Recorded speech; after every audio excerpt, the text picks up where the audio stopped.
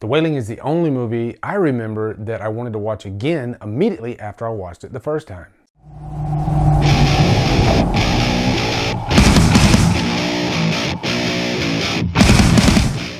The Wailing stars Do-won Kwak Woo-hee-chun and is directed by... The Wailing stars Do-won Kwak Woo-hee-chun and is directed by... The Wailing stars Do-won Kwak Woo-hee-chun and is directed by... God damn. The Wailing stars Do-won Kwak Woo-hee-chun and is directed by Hong-jin. The Wailing stars Do-won Kwak Woo-hee-chun and is directed by... Wailing stars Do-won Kwak Woo-hee-chun and is directed by Hong-jin. Yes, I got it. So what's up, guys?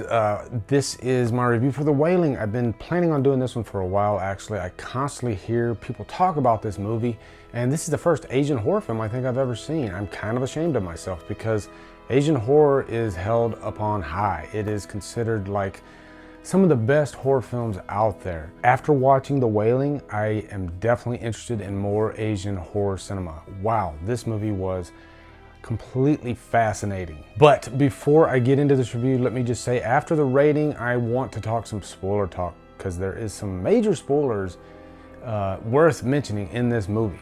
So you are fine up until the rating, but after the rating, then you are dismissed if you haven't seen The Wailing. But The Wailing is really sort of one of those evil, demonic possession type films. I like these type films, but a lot of times directors seem to get into trouble with these because they end up being knockoffs of The Exorcist. When you're comparing a movie to The Exorcist, then you're gonna fail immediately. But The Wailing is its own beast. It borrows elements from that, but it really is its own story, and it's so fascinating. It's very ambiguous, and you can really just pick apart piece by piece of this movie even after watching it.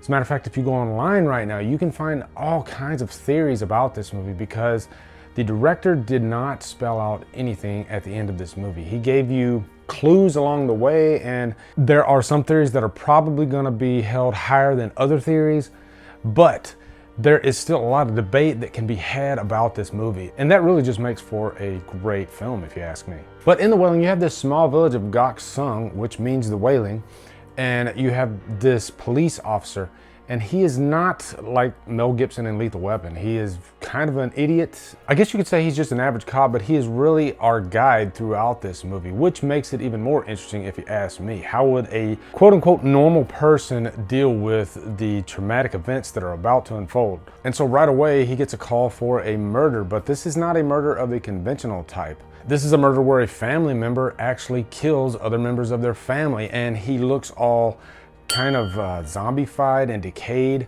So really, Gong-joo throughout the rest of the movie is trying to figure out what is the cause of all this. And there are not just this murder, but multiple murders that are happening along the way. Now, a pivotal part of this movie is what is known as the Japanese man. This is a guy that right at the beginning of the picture, you see him fishing, and he just looks like a normal man. But then Gong-joo starts having nightmares about this guy, where he is almost naked and he is feeding off the flesh of people. And it's not just Gong-joo, the whole town has suspicions about this guy. Nobody likes him, and everybody thinks that he is the cause of all of this. And when it really becomes interesting is when Gong-joo's daughter actually becomes a victim of this plague. It's kind of like an evil plague. It leaves these marks all over the victims' bodies. This is where it starts feeling like those the moments from The Exorcist, where Linda Blair starts becoming demonic. And that's really what happens with Gong-joo's daughter, who is amazing and probably the standout performance in this movie. Things that this little girl had to do are just jaw-dropping. She could easily outact most of our best actors and actresses in America.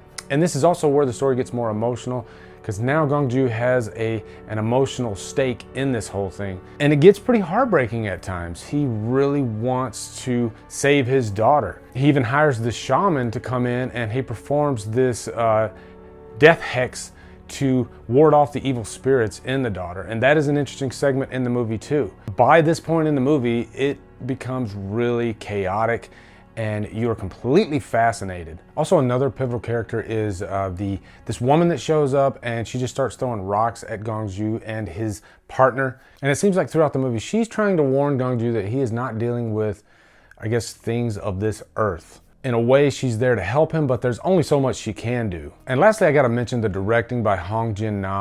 What a phenomenal director. It's rumored that he spent a year in the editing room just to get this movie perfectly right the way he wanted it. So after you're finished watching this, you might think I'm a little confused by what went on. That's purposeful. Everything he put in this movie was intentional. He did not want you to come out of this film completely knowing everything that went on. This is the type of film that every time you watch it, you're probably going to find something different, but it is fantastic. And also, before I get into spoiler talk, the country of South Korea just plays a major part of this movie. It really is just beautiful to look at, and it's perfectly fitting for this type of story. There are areas that are just completely beautiful, and then there are areas that are completely run down and almost garbage-like. But I could ramble on about this movie all day, guys. Honestly, I gotta give this movie a Trapped on an Island. It is that great. It might be my #1 movie of this year. It is so good. So now I wanna get into some spoiler talk.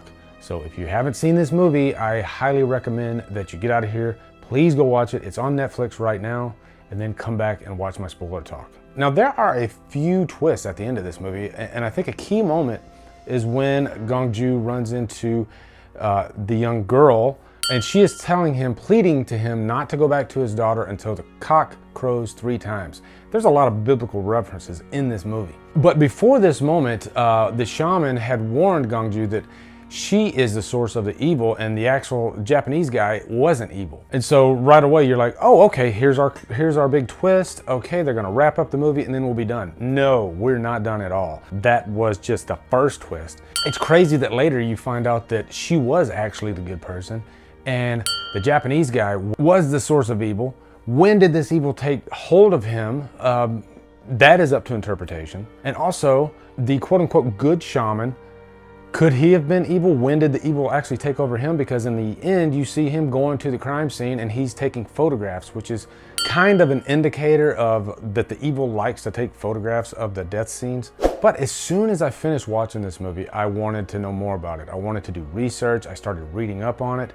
And there are just so many theories out there. One of them is that evil did not play a part, and the whole thing was just a fear of a mushroom plague, which I don't agree with at all. I mean, if you look at that last scene where the Japanese man pretty much turns into the devil or shows his true form, there were elements not of this earth at play in this movie, I think.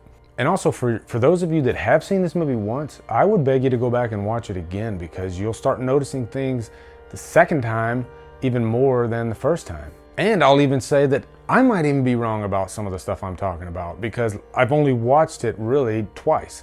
And there's so much more that I could probably learn. As a matter of fact, when I did my Witch review, my initial review on that, I was completely wrong. I thought that Thomasin was actually possessed when, in fact, she wasn't. That does happen. But anyway, I could talk about this movie all day. What are your thoughts on The Wailing? Looking forward to hearing them. And also, just on a side note, I actually sat down to record this review. I realized I didn't have any monster. And for a movie like this, I have to have a monster. So I actually ran to the store, grabbed me a monster, and came back and sat down to review this. That's how much I wanted to get this one, I guess, right. So anyway, I hope I've convinced you to check this movie out. What are your thoughts on The Wailing? Looking forward to hearing them. Also, make sure you join my Killer Flicks Facebook group where we're talking horror all day, every day. Subscribe to Drumdums, follow me on Facebook, Twitter, Instagram, and Letterboxd, and Drumdum out.